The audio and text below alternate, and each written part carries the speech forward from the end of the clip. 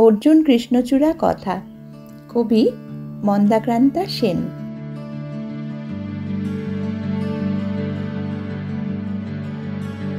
অর্জুন গাছ একা ছিল ওই মাঠে।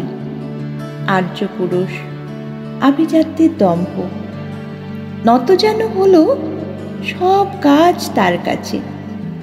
এইটুকু শুধু কাহিনীর শুভারম্ভ।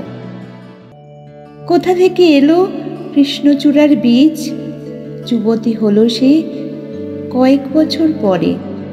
সাঁওতালি মেয়ে, খোঁপায় তীব্র লাল। অর্জুন তাকে চাইল আপন করে। নত যেন হবে এমন বেশি নয়। বসন্তে সে তো একাই নিজের সাজে। আর্য পুরুষে আসক্তি নেই তার। ব্যস্ত আছে সে ফুল ফোটানোর কাজে। খোপা থেকে খসে গত রাত্রির ফুল, ছিঁড়ছিঁড়ে পাতা পোশাক বুনেছে তার। অর্জুন সে যে আর্য পুরুষ, ভাবে সব সুন্দরী একা তার অধিকার।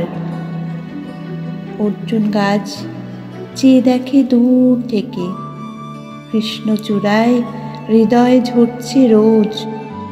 রূপ কাহিনী এবার শেষ করি তাড়াতাড়ি। কৃষ্ণচূড়ার জেদখানে বড় বেশি। অভিমান সেও বিকোবে না কারো কাছে, বরঞ্চ হবে বন্ধু বা প্রতিবেশী।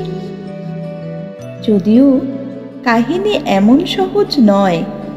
অর্জুনে শুধু বাকল ঝরেছে, ঝরে। সাঁওতালি মেয়ে রক্ত ঝরাতে জানে। আর্য পুরুষ হার মানে অন্তরে।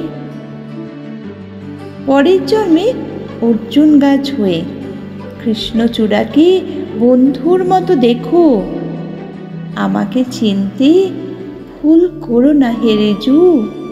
রক্ত ঝরালে বাকল খসিয়ে ডেকো।